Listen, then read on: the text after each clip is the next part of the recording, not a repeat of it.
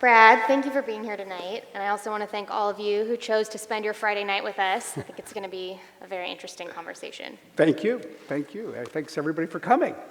So we're here to talk about Tools and Weapons, which you co-wrote with Carol Ann Brown. And there's a lot to cover. You've been busy. We have been. And the first thing I want to say is sort of the obvious. I didn't write the book by myself, and Carol Ann is sitting in the front row, so she should at least stand up and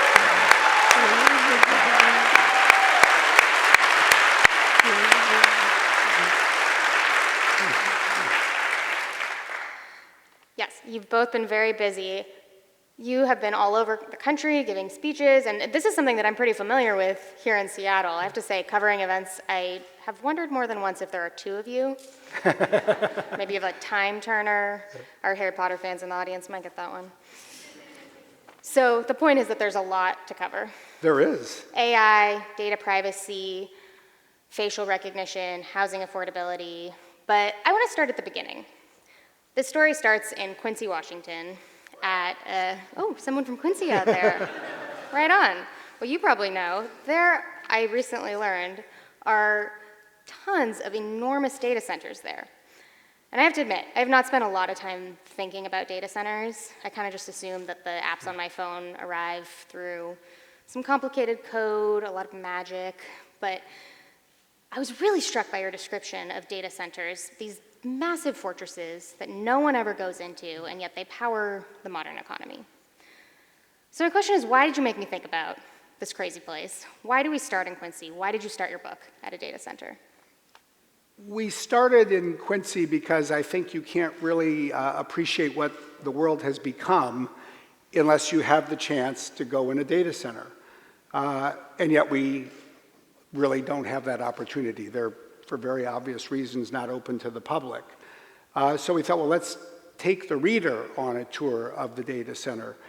It is, I think, probably the single most important part of the infrastructure of the 21st century. They're enormous. I mean, as we share in the book, our data center campus for Microsoft in Quincy has 20 buildings. Each building is as big as 2 football fields. Before you even get inside the building, you're walking next to literally the largest electrical generators in the world, because if it ever loses power from the electrical grid, the place needs to keep running.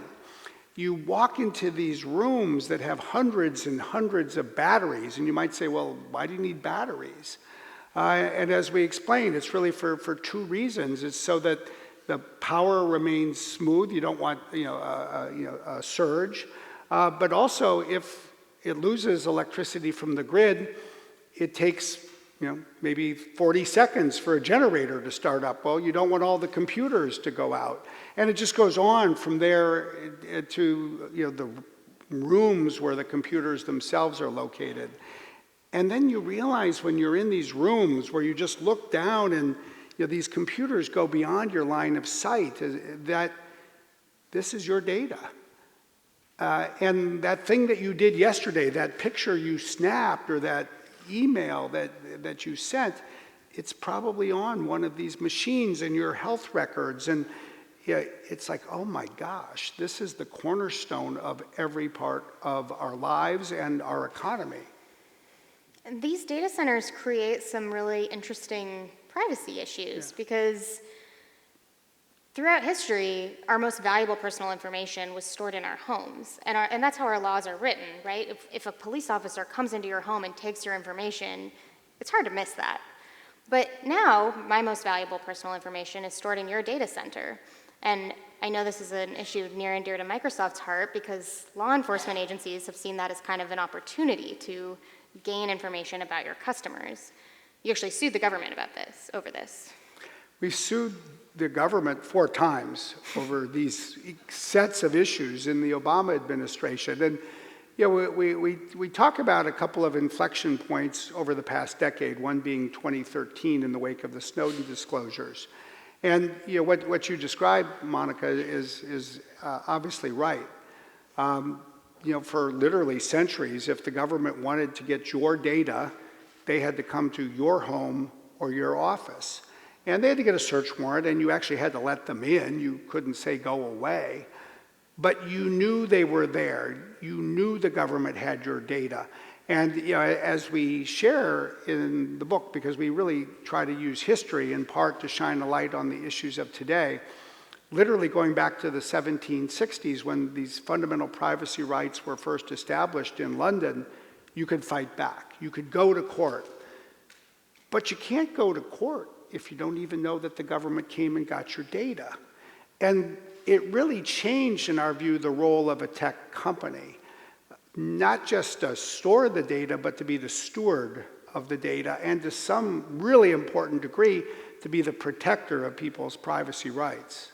And it seemed like you and the federal government, or Microsoft and the federal government, were really at an impasse until President Obama came to Seattle, and you happened to be at a cocktail hour. So how did that one drink with the president dramatically change things? It was very interesting. It was at the Westin Hotel, as we share in the book, and it was in November of 2013. And President Obama came to Seattle a number of times during his presidency, but as you may recall, if you remember or followed it closely, he didn't do that many big public events. He kept coming to Seattle to basically raise money. It's what politicians have to do to stay in office. Before this one, there was a little grousing, like, gee, it would be nice if he did a little bit more than have these fundraisers. And so there was this cocktail party after a fundraiser, and my wife and I, Kathy, who's here, were at it. And I had the chance to talk with him. And I started asking him about some of the issues raised by, in effect, the Snowden disclosures. And we had one of our lawsuits going on, and as we share in the book, it was so interesting because before that he came, the Justice Department sort of sent us a message: do not bring this lawsuit up with him. He is represented by counsel, and when somebody's represented by counsel in a lawsuit, you have to go through the lawyers. You can't talk to the President of the United States. Counsel being the Justice Department. Exactly. Okay. So I was talking to Valerie Jarrett, who worked for him just before he walked in, and I said, do you think it'd be okay if I asked him this other question that didn't involve the lawsuit? And she was like, yeah, he'd probably be interested in that. But the most interesting part of the conversation was I was asking him about these other issues, and then he turned to me and he said, now about that lawsuit. He said, I heard that you all didn't want to settle with us, that you think it's better to be perceived as fighting the government. And I'm sitting there going, well, they never told me I couldn't answer his questions. So I said, actually, we wanted to settle that case. And I actually think if we got the right people in the room, we could work this out. And so a month later, it's the week before Christmas, we're all at the West Wing in the White House as we tell this story. And he brought the tech leaders together, and there was a really good meeting, and it led to the first steps with some new policy from the White House that led to certain amounts of surveillance reform. I remember that meeting. I mean, all of the big CEOs in tech were there, and it had some cover story, right? Some reason that they said that it was healthcare and IT or something. But you were there to talk about this issue. Exactly. The searches and seizures, right? Yeah, no, I mean, the title for the meeting, I think, was like, IT, healthcare, and, surveillance. And everybody's like, yeah, we're here for surveillance. And there was no doubt what we were there for. Would that meeting have happened if you hadn't brought it up and taken a chance and answered his question at that cocktail hour in Seattle? Oftentimes people tell you things in life and you never know whether they're just being nice. So we didn't actually put this in the book. But there were folks at the White House that told us later that they decided to have that meeting, the president decided to have that meeting because of that conversation at the Westin Hotel. So, let's just say it didn't hurt. Some of the most revealing moments in the book are when you compare these issues that seem 100% tied to modern technologies to moments in history. Yeah. And one that struck me is you actually make the case that the right to privacy and violations of that right in the early 1700s actually set the American colonies on a course toward independence, that it was fundamental to this country being established. So I wonder, why is privacy so core to our identity, and what does that say about our current moment with all of the privacy controversy that's surrounding the tech industry? Well, it's such an interesting topic, and Carol Ann and I both really are interested in history, so that at one level you read more, and another level you do more research. And there are two very different historical episodes that we talk about in the book that speak to the different sides of privacy. One was what happened in the 1760s, first in London, and then how it came across the Atlantic to Boston. And it was all about, could the government go in and seize your property, seize your documents, which led to the Fourth Amendment in the United States, which protects against unreasonable searches and seizures. And it's really been fundamental, I think, to American political culture, that people are protected from the government itself. The citizen is protected from the state. And then, in some ways, there's even this more dramatic aspect, certainly to us, and we share the story of, in January 2018, being in Berlin. And our local team, at the end of a long day of meetings, and we're jet lagged, and it's like, okay, it's time to go to the airport, had arranged for one last stop, and it was to visit a prison. Now, when the local team wants to take you to a prison, it makes you nervous. It's like, what's going on here? It was unbelievable. I mean, for us, it was just fascinating, and we described this. It was a prison that the Stasi in communist East Germany used from the end of World War II to the end of the Cold War. And there was a former prisoner who met us there. And he had been taken there. He had spent 7 months there when he was only 24 years old in 1968. And his crime was creating with his friends a little piece of paper that had like 3 sentences on it. They were objecting to the Warsaw Pact troops going into Prague and bringing the democratic freedoms of the Prague Spring to a close. And as we share in the book, it was so reminiscent to us of like sending an email. It was a short message. They printed it out. They were handing it out on the streets, and they were observed. And he and his friends were hauled off that night. No one told his parents where he had gone. He just disappeared for 7 months. And throughout all those months, he was never allowed to see anyone else. They would just keep all the prisoners separate. He couldn't speak to anyone else. He couldn't read, not a piece of paper, for month after month after month. And the real message that our German team wanted us to see firsthand was why people in Germany feel so strongly about privacy. Because for them it was like, look, this is what happens when information is given to the government when it shouldn't. And I think to answer your question, the moment that today that it speaks to us about is frankly now with all of this data, everything we write, everything we do being stored in these data centers, if we cannot protect this data from any government, and not just our own government, but even more so with the governments around the world, you fundamentally put people's liberty or even their lives at risk. And that's just a very different world for technology and a very different level of responsibility for a tech company.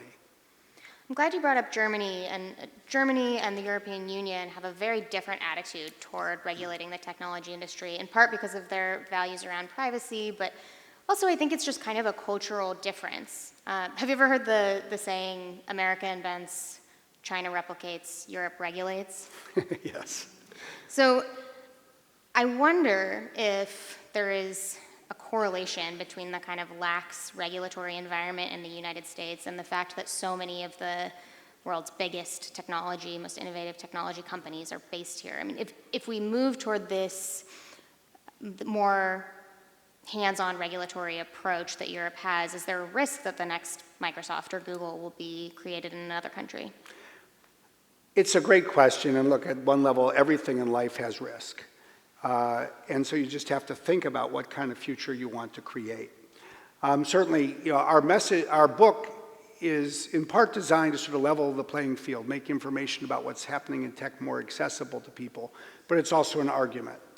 Our argument is that tech companies need to step up and assume more responsibility, and that governments need to move faster, and there is now not just room for, but a need for more law and regulation. And you're right, we were in Silicon Valley on Monday, and people say, aren't you just going to slow everybody down? Isn't this bad for technology? And in part, our message is, there was a time when tech was young, the companies were smaller. There was a time when some companies in Silicon Valley literally said quite proudly, move fast and break things. Some companies. We can't be sure which ones. And yet now we live in a very different time. Technology is ubiquitous, and some people might argue that a lot of things have been broken. And the argument we make, we describe it in the book, is that this is a time when we should actually work together and fix things. But even more than that, if you want to drive fast, it helps if the road has some guardrails. The guardrails will keep you on the road. And that's what we think companies should do. Don't necessarily go more slowly, but before you start moving down the highway, decide what kind of guardrails you're going to build. And we talk a lot about the kinds of conversations that have taken place inside Microsoft. I think Satya Nadella, as we share, has been a huge proponent of principled leadership. Decide on the principles in advance, create the guardrails, and our message to the rest of the industry is, at the end of the day, you can go a lot farther if you don't run off the road and you don't end up in an accident. And so that is sort of our plea, to think about things in those terms. So Microsoft, I wouldn't say it ran off the road, but maybe it kind of bumped into the guardrails in the late 1990s, early 2000s. You had antitrust investigations. It was really a decades-long fight. And now some of your peers are in the hot seat in DC. And I was really struck during an antitrust hearing in July. Amazon, Apple, Facebook, Google were there. Microsoft was not there, but the other four were. And our Congresswoman, Pramila Jayapal, said that the last government antitrust crackdown on a technology company, on Microsoft, paved the way for a whole host of new technology companies, including the ones in the room, to flourish. And it kind of makes sense looking in the rearview mirror, but ultimately Microsoft was not broken up during that antitrust ordeal, and I just wonder if there's a little bit of revisionist history going on here. I mean, was that an example of really effective antitrust enforcement, or were you just so distracted by this whole situation that you missed the next big thing? Well, there are so many things that one can learn from and discuss with respect to Microsoft's own antitrust experience. And like anything, it's subject to competing interpretations and even at some level, imponderables. It's not like there's any certainty about certain things in life. But we do make the point, and we share in the book some of the lessons that we think can be learned. We share what we had to go through at Microsoft. Bill Gates talks about it in the foreword to the book. And we talk about what it did to us at Microsoft, and then perhaps ultimately for us. We had to look in the mirror and see not what we wanted to see, but what other people saw in us. I think there's this really interesting way to think about things. When you get up and you look in the mirror, most people go, well, I like the way I look today. And then when you look at a photograph of yourself, you go, I don't like that picture of myself. There's something about that you go through in life, and it's true for individuals, it's true for companies. And we had to begin to understand the concerns that people had about us. We had to learn to compromise. Now, there's a saying that sometimes in an antitrust case, the trial is the remedy. It was a painful antitrust trial that Microsoft had to go through, and then there were years that followed. I myself would say that there were aspects of the ultimate remedy. There was a consent decree, there was a court order, there were European cases that probably did create more opportunities for other companies. I would also say, and it was a distraction, a painful distraction. Almost by definition, any time you spend your time doing one thing means you're not spending that time doing something else. We had to spend a lot of time on antitrust issues. Would we have seen other things if we had not been spending our time on antitrust issues? Nobody can know for certain, but I'd much rather have time to look at these other things than be sitting and preparing senior business leaders for depositions. That's not where you find the next leap in technology. It's where you just meet other lawyers. I will always remember the day before Bill Gates testified in the trial in Washington, D.C. And the lawyers, we were all preparing him for his witness testimony. And the last question that the people we put to him was, so Bill, if they ask you, how many lawyers did you meet with before this? He goes, okay, let me count here. And it took a while to count up all the lawyers in the room. So should the companies that are now being investigated, should they be broken up? Do you think that they wield too much power? That's an interesting question that we've been asked. I've been asked literally, around the country and around the world as part of this. And I'm always quick to say that is not our argument. We are not advocating that other companies be broken up. I think that there is a room and a need for more law and more regulation. But I think fundamentally the most important thing is for people to start by asking, what problem do we want to solve? Once you have clarity about the problem, then you should talk about, and what is the best way to solve it? But I think if you really think about the problems that most people want to solve, I'm very skeptical that breaking up other companies is an effective way to solve it. And I also know, and we share in the end notes, there's a lot of stories that we embedded in the end notes even. If you want to spend 10 years watching the government in court, try to break up a company, because that's probably how long it will take. And there's just so many more effective and faster ways to solve problems that concern people. It's really how you end up with a lot of lawyers. Yes. Well, it seems like Microsoft did learn some big lessons from that experience. And after the antitrust investigations were closed and you settled, you came out with these 12 principles on competition. And an FTC commissioner actually said to you, if you'd come out with these a decade ago, you could have avoided this whole headache.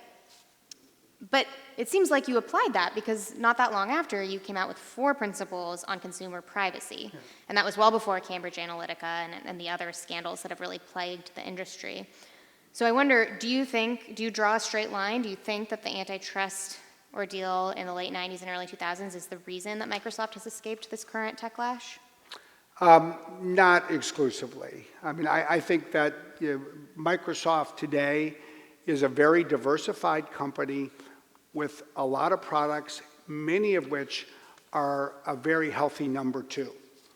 We're the number 2 in cloud services. We're the number 2 in gaming.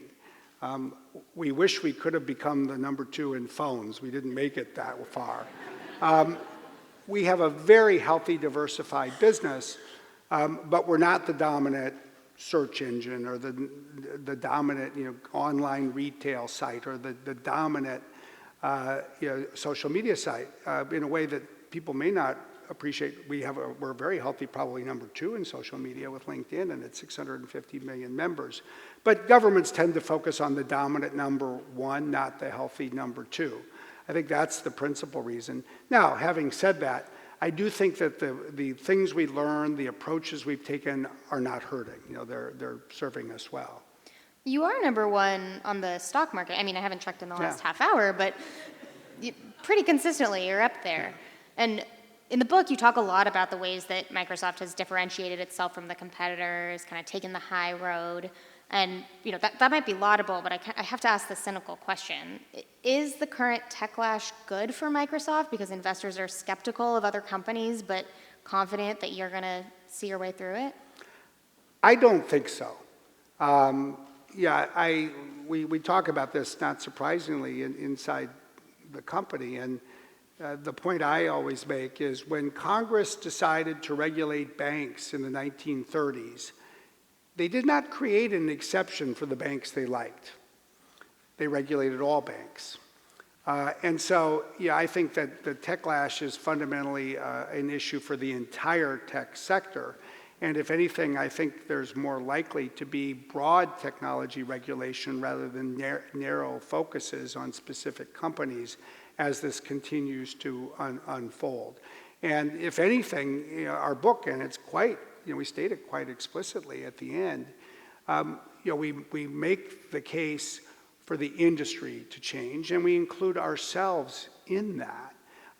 Just as Microsoft went through, as Bill puts it in the foreword, a cultural change to adapt to these new responsibilities, we think the entire industry needs to go through a cultural change, and we're not going to be exempt from it. It's interesting that you say that because it's kind of analogous to what I hear a lot about Seattle versus Bellevue politics. They're very different, but I often hear from folks in the technology industry that whether they're in Redmond or Bellevue, they're very concerned with what's happening in Seattle because outside of the region, Seattle is the whole thing. Whatever's happening in Seattle defines the region. And you're saying that whatever happens broadly in the technology industry is going to apply to Microsoft. I think that's fair to say, yeah. All right, switching gears a little bit. There are a lot of people who are very frustrated with the technology industry because of the role that it plays in allowing Russian hackers to influence elections. Certainly here, but all over the world. And in the book, you say that that anger is a little bit misplaced. I think you compare it to getting angry with the person who forgot to lock the door instead of the thief who broke in. And I hear you. I think that that's a fair case to make, but in this case, the thief is an ocean away, and there's only so much we can do, and the person who let them in is right here in our backyard. So isn't it the responsibility of the American technology industry to protect our democracy? Well, I think one should focus on both, and that's really our message. Absolutely, technology companies have a responsibility, arguably the first responsibility, to safeguard our platforms and to take actions to protect democracy. And we describe, I think with as much candor as we could summon, which was a lot, what we've been working on literally since the weekend after the Democratic National Convention in 2016 to combat Russian hacking. And we talk about the struggles we've had to go through, even to not just fight back, but to talk publicly about what that means. But the other point we make is that you can't expect, in our view, private companies to defend the country by themselves. And it's very frustrating, as we share in the book, at least to us, that every time this topic comes up, frankly, both political parties turn on each other. In part, as we say, because so much of it seems to then be wrapped up in how people feel about the legitimacy of the 2016 presidential election. And our message is, 2020 is next year. We're going to have another presidential election. We can't afford to have our voting systems tampered with. We can't afford to have this continuing disinformation mislead Americans. We can't afford to have next year what happened in Houston 3 years ago, where it was amazing. You had people on opposite sides of the street protesting against each other. No one had a clue that the whole thing had been egged on by people in Russia.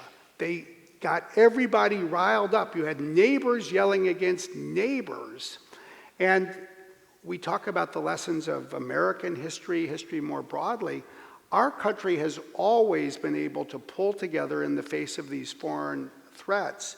And if we lose that ability, we actually put our fundamental democracy at risk.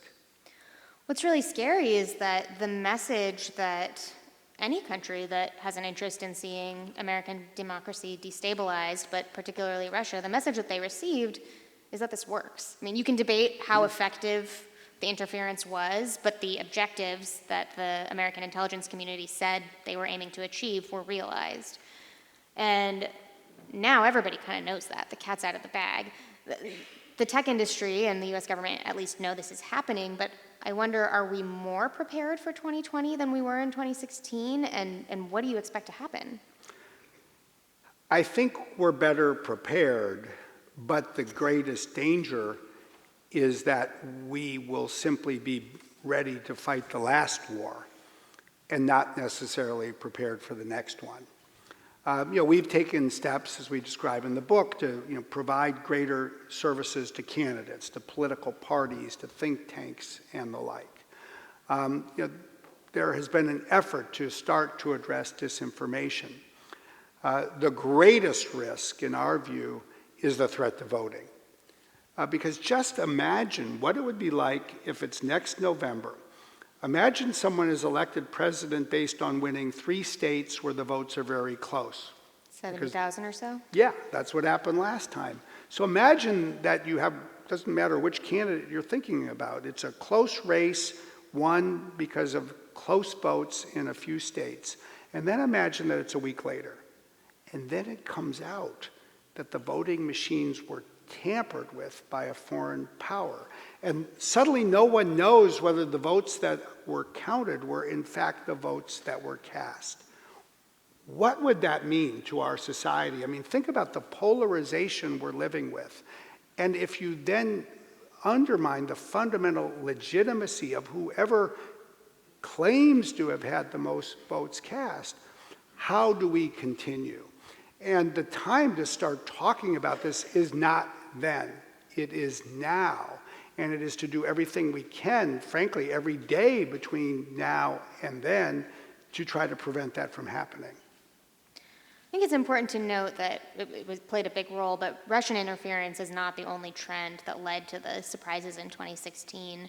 And one part of the book that really struck me is the unintended consequences of this growing digital divide between urban and rural communities. In Seattle, we live in a different world than rural communities in eastern Washington or across the country.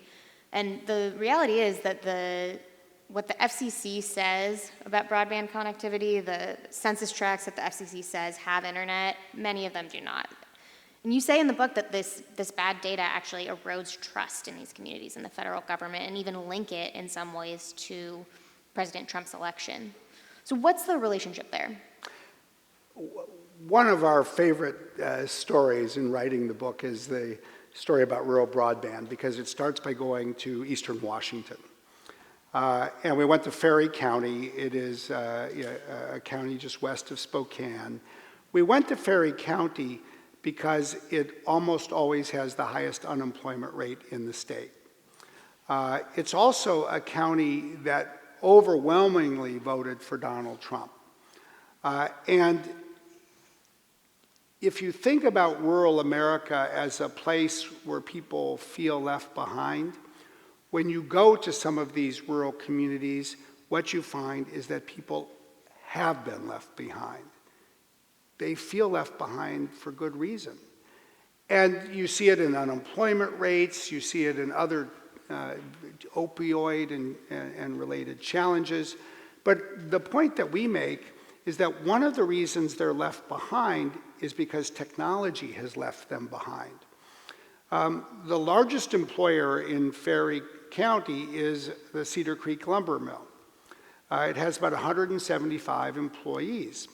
And until 2 months ago, this business with 175 people was having to run the entire company based on a single telephone line that gave it a bandwidth of probably about 20% of what a single home in Seattle has for a family.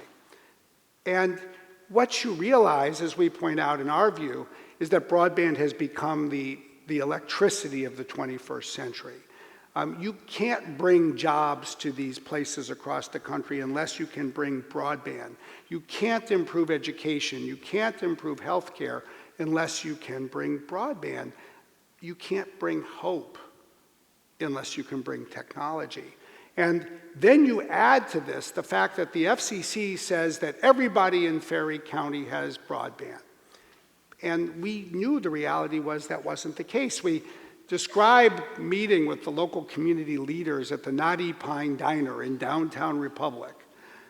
Downtown's about 3 blocks. And it's this really beautiful location. And we asked them about the FCC's data.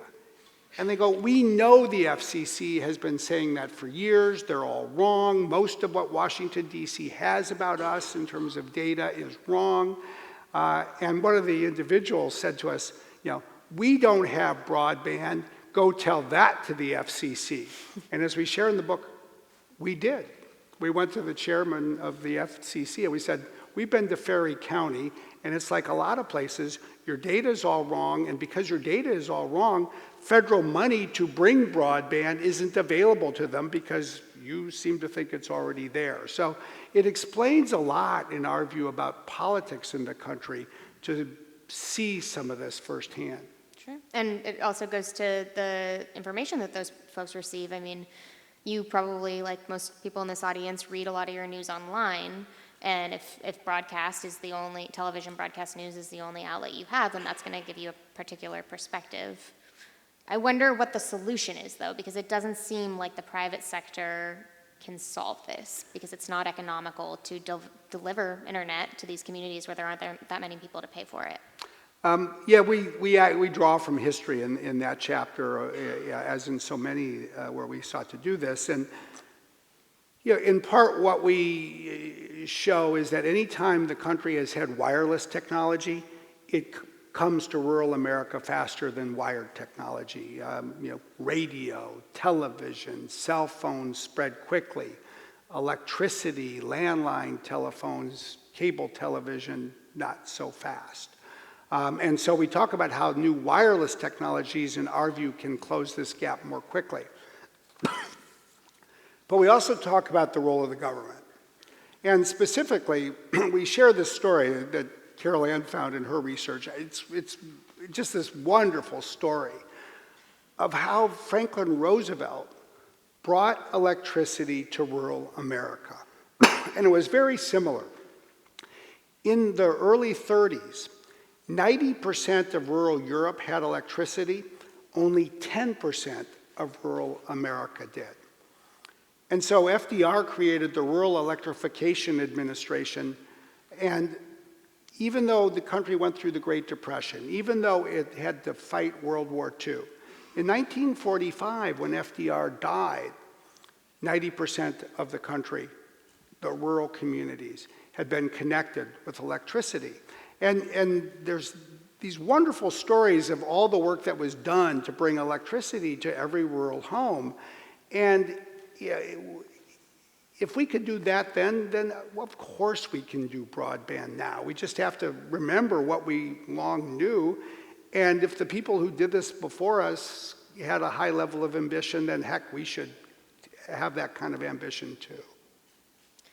I'm going to ask one more question before we kick it over to audience questions. So this book does a great job of detailing how we got to this current moment where there's so much tension between the technology industry and the public sector and a lot of mistrust in both, frankly.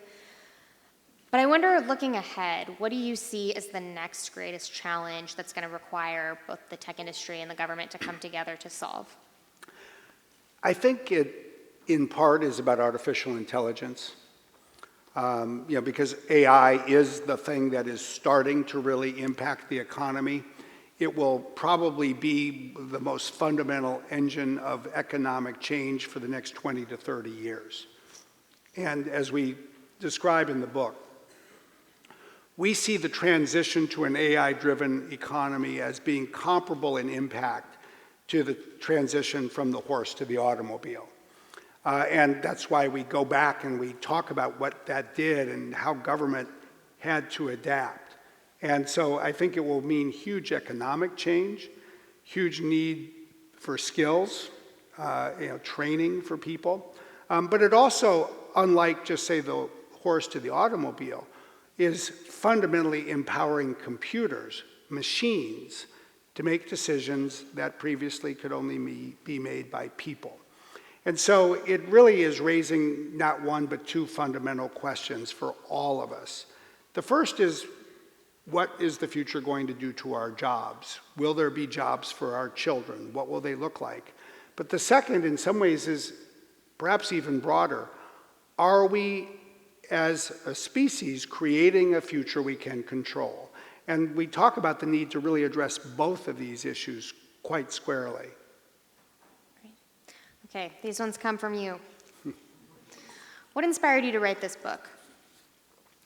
I think it was an appreciation that the world really has changed, but not in a way that everybody has equal ability to appreciate. We wanted to write this book to level the playing field.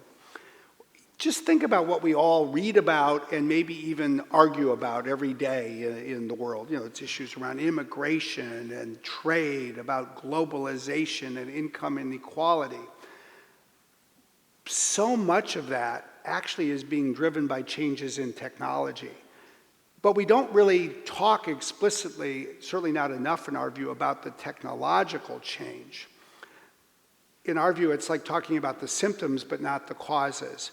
So we really wrote the book more than anything else to bring the causes to life and to try to level the playing field by making information more accessible to people so that we can all think about these issues around us, perhaps, hopefully, in a new way. What is your strategy when presented with the opportunity to work with groups who go against Microsoft's values? This is a fascinating question, and it's one that is often asked of us every day, including in the context of our political action committee. Because as a company, there are definite values that we hold quite strongly. And it's about opportunities, frankly, in an appropriate and lawful way for immigrants. It's about a protection and advances for diversity. It's protecting the rights of minorities, members of the LGBT community and the like. And so people often ask us, well, why do you interact with people who don't share your values and your point of view? And there's lots of reasons, but actually to me, the one that speaks most strongly and powerfully is because the only way we're going to achieve our goals is ultimately to change other people's minds. If the only people we can work with are those who agree with us already, then we're probably just sentencing ourselves to a permanent state of gridlock. And I take hope and even a certain degree of faith from our own experience on some of these issues in Washington State. It's easy to forget because things have changed so quickly. But it was only 7 years ago, in 2012, that Washington State became one of the first states to pass marriage equality in the state legislature. And at the time, it passed in the House, which was controlled by the Democrats. The question was whether we could win enough votes in the Senate, which at the time could only pass marriage equality if we could win over 4 Republican votes. And the question was whether any business would go forward and actually call on the legislature to pass a bill. And we decided to do that. I was very much at the center of that at the time. And the question was, how would we win 4 Republican votes? The answer was by winning over 4 people who had never agreed with us before. And it wasn't, frankly, the same arguments that appealed to the Democrats. We knew the Republicans that we were going to have to win over were people we were going to have to win over based on an argument about business and the economy, and in our view, why marriage equality was going to be good for the Washington State economy. And we did. We passed it first in the legislature, then we passed it on the ballot that fall, And we did it because we stayed connected to people who didn't agree with us, and we worked with them every day until they did.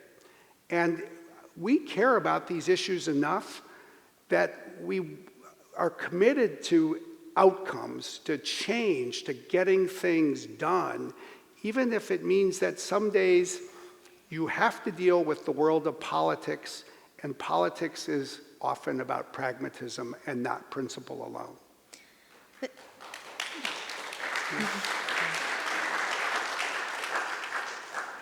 This reminds me of a section in the book when you talk about President Trump's child separation policy, because we're living in this age of employee activism. This afternoon I was at Amazon and employees had organized a demonstration to pressure the company to take a bolder stance on climate change. And in some cases that activism has caused tech companies to cancel contracts with the government, like Google. You say Microsoft avoids doing that. That's not your policy because there are situations where you might vehemently disagree with the political policy, but the technology that the government uses could still play a critical role. I wonder if you could talk about how that actually played out in the child separation policy. Yeah, well, first I would say, I think it is so fascinating to see this new era of employee activism, and that's why we talk about it as much as we do in the book. It's so different from employee activism in the past. In the past, it was really driven by unions, and it was all about the rights of the workers and the benefits for the workers as employees. And the employee activism today, at least in the tech sector, is not pay us more money or give us more vacation or better health care. It's like, do what we think is the right thing for society. I think that's good. As we say in the book, sometimes you may disagree with people, you may think they don't have the right answers, but they may still be asking the right questions. And so our view is, we actually don't think it makes sense to just cancel contracts in democratically elected societies and start unplugging people from technology. In part, we do feel that way as a matter of principle. The government was elected, the companies were not. So if companies are going to go around, imagine if you're the electric company and say, hey, we don't like what this government agency enacted, so we're going to unplug them, they no longer get electricity. There's a lot of unforeseen, unintended consequences that can result from this. So we have not been comfortable in the United States saying, you know what, we're turning off the immigration authorities. And we share this story in the book. We felt very strongly about the child separation policies. We used our voice.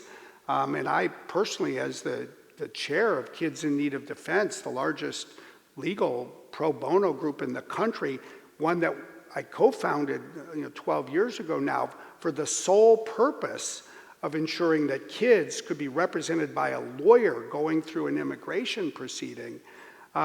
We felt very strongly about it, but if we turn off email, we turn off databases, oh my gosh, we'll never get people and families back together. The government won't be able to figure out who belongs with whom.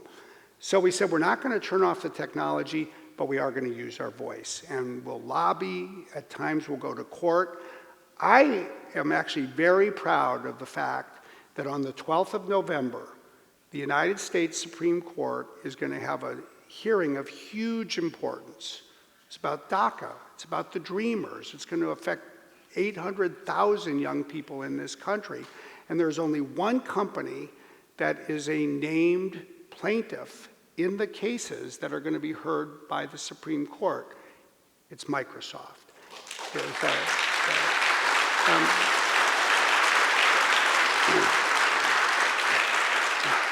So you can see the balance that we try to strike, and other people have different views, and we absolutely respect the different views that people have, but we just think this is the right approach for us to take.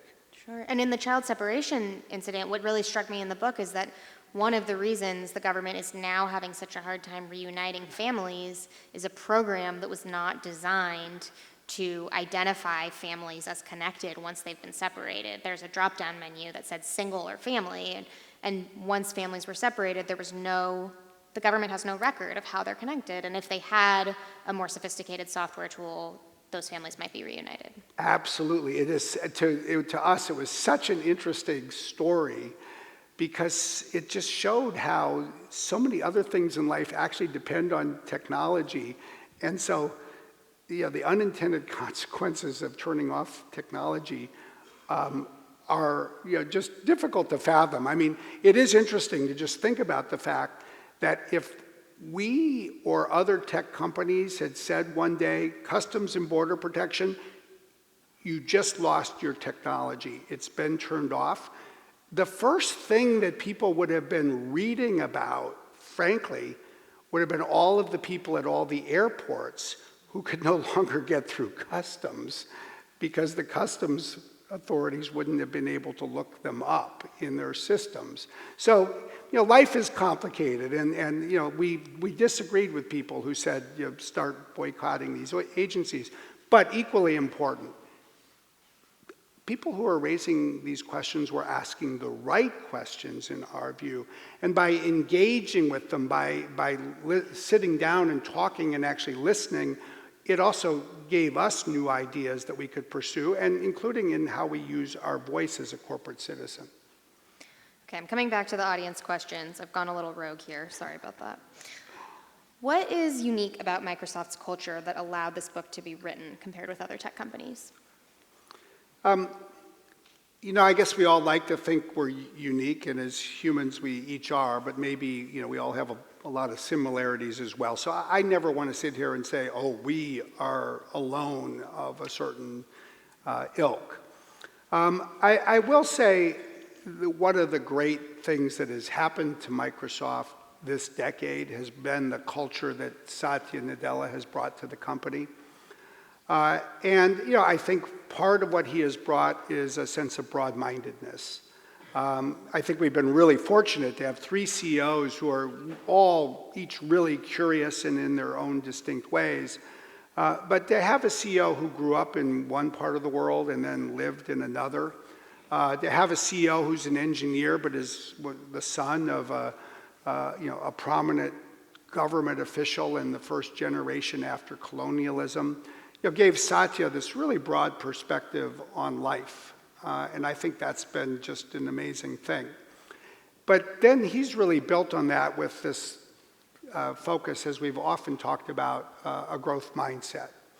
Moving from, as he has said, a culture of know-it-alls to a culture of learn-it-alls. And I think part of that interest in learning is a willingness to acknowledge challenges, problems. And so I do think that one of the things that we're at least more comfortable doing than maybe some other companies in the tech sector is simply to acknowledge the obvious. Yeah, technology is great, but there's a lot of challenges around today that have been created by technology, and I think that led us to frankly have the freedom to write in this way. This one is about, I'm gonna give a little context on it and add another question too. It asks about your thoughts on the privacy legislation that almost passed in the Washington State Legislature last session that would have implemented new regulations around data privacy and guardrails on facial recognition. So I would like to know your thoughts, and I'd also like to know why it failed and what the chances are of seeing these kinds of regulations in Washington State going forward. As you know, we were very enthusiastic about seeing what we saw as a strong privacy bill pass in Washington State. We were very enthusiastic about facial recognition rules passing as well, because there's not yet a state in the country or even a nation around the world that has real protection against potential abuses of facial recognition. And it was interesting, it passed the state Senate, I think 46-2 or thereabouts, and then it just hit this roadblock that couldn't be overcome in the House. I think that there were lots of lessons to be learned, including for ourselves. I think privacy by definition is the kind of issue that really requires a broad tent and room for lots of different people to come together. And I think the first effort, This is where, if we can't turn the technology off, we'll take it away. Maybe if it was a Surface, it would work. If you were sitting in the front row, you realize the timer started going off and the alarm wouldn't stop. It's because it's an iPad, not a Surface, right, Brad?